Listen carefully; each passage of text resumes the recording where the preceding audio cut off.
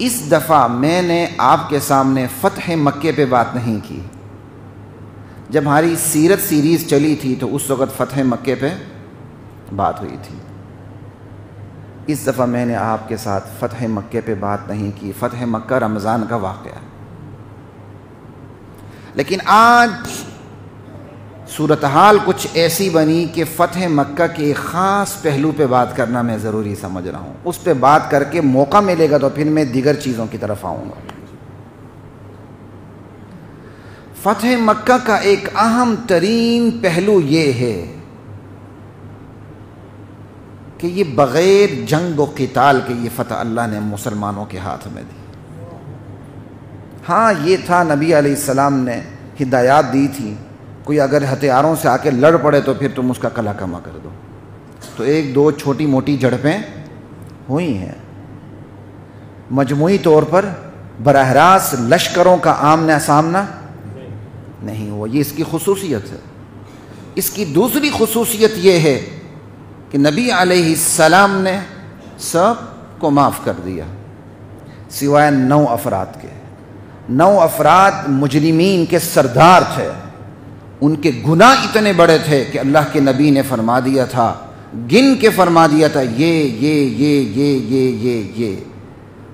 اگر کہیں بھی کعبے کے پردے کے نیچے بھی مل جائیں تو ان کو پکڑ کے قتل کر دو. ان 9 میں سے بھی 5 کو اسلام کی سعادت ملی, انہیں معاف بھی کر دیا گیا. پہلے معاف کر دیا گیا, اسلام کی سعادت ملی. 4 کو قتل کر دیا گیا. یہ 9 میں سے بھی صرف 4 قتل ہوئے ہیں. اور ان میں ایک اہم ترین بندہ وہ تھا جو اہانت رسول کا مرتکب ہوا تھا, مرتکب ہوتا رہتا تھا. تو یہ خصوصیت تھی. اور پھر جو اسلام میں جو فوج در فوج داخلہ ہوا ہے فتح مکے کے موقع پر, یہ عظیم ترین خصوصیت ہے. میرے وہم و گمان میں بھی یہ بات نہیں تھی کہ کچھ مہربان اس کو بھی اپنے نیزے کی نوک پہ رکھ لیں گے. ایک صاحب نے پچھلے دنوں چینل پہ آ کے کھل کر اپنی حفوات بکی ہیں, بکواس بکی ہے, شاید آپ لوگوں کو پتہ بھی ہوگا. اور ہمارے 2 ماشاءاللہ علماء بیٹھے ہوئے ہیں, صم بکم عمی فہم لا یعقلون. سمجھ آئی بات کی؟ ایک کی بھی زبان نہیں کھولی. اس نے صاف کہہ دیا فتح مکے پر مسلمان ہونے والے لوگ بہت بڑی تعداد کے بارے میں اس نے کہا, اور عمومی طور پر اس نے ایسے باتیں کی. کہا دل سے اسلام نہیں لائے تھے. کہا رسول اللہ کو پتہ بھی تھا دل سے ایمان نہیں لائے تھے. کہا یہی لوگ. پھر ابو سفیان کا نام لیتا رہا, ابو سفیان. کہا ابو سفیان کے گھر میں پناہ لینے والے لوگوں نے بعد میں کربلا میں قتل عام کیا. اور حضرت ہند کا نام, جن کو عام طور پر برصغیر پاک و ہند میں ہندا کہا جاتا ہے, یہ لفظ ہند ہے, ہندا نہیں ہے, ان کا بھی نام بڑی بے ادبی سے لیتا رہا. اور ابو سفیان رضی اللہ عنہ کا نام بار بار لیتا رہا. اور صاف کہا یہ لوگ دل سے اسلام نہیں لائے تھے. پتہ چلا کہ بھئی لا الہ الا اللہ پڑھ لیں تو سب معاف کیا جاتا ہے, تو مسلمان ہونے شروع ہو گئے. اور میں اس پروگرام میں انوائٹڈ تھا لیکن میں نہیں گیا تھا. اس دفعہ میں پہلے 20 دن گیا ہی نہیں. صرف ایک پروگرام کی ہے ہوسٹنگ میرے پاس تھی شروع رمضان سے. وہ ایک دن میں نے کی, میں نے پھر فوراً چھوڑ دی کیونکہ اس کے اندر لچر خانہ زیادہ تھا. تو میں نے کہا نہیں, یہ ہوسٹنگ پھر میرے لیے ممکن نہیں ہے. لیکن اس کا اتنا میرے اوپر ذہنی اثر پڑا کہ میں نے باقی چینلوں پر بھی میں نہیں گیا.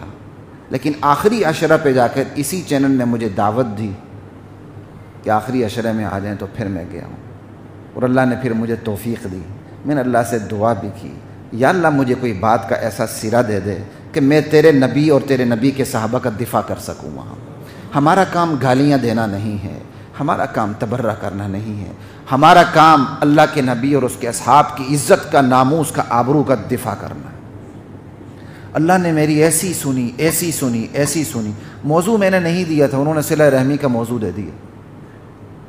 یکدم میرے بس اللہ تعالیٰ نے میرے لیے سارا کچھ برابر کر دیا. میں نے صلہ رحمی کے عنوان سے ہی فتح مکہ کو پکڑ لیا, اور اس کے بعد ان کی باتوں کا جواب دے دیا. سوشل میڈیا پہ یہ دونوں ویڈیوز ایک ساتھ موجود ہیں. تو یہ ساری وضاحت حضرات محترم میں نے اس لیے کی کہ وہاں تو چینل پہ اتنی تفصیل سے بات نہیں ہو سکتی، بڑا کم موقع ہوتا ہے، لیکن چونکہ یہ کفر پھیلایا جاتا ہے، یہ نفاق، یہ کینہ، یہ ارتداد، یہ زندیقیت پھیلائی جاتی ہے، تو میں نے کہا پہلے میں اس آیت پہ بات کر لوں، موقع ملا تو پھر میں باقی چیزوں پہ بات کروں گا کہ فتح مکہ پہ ہوا کیا تھا. کیا یہ لوگ دل سے ایمان نہیں لائے تھے؟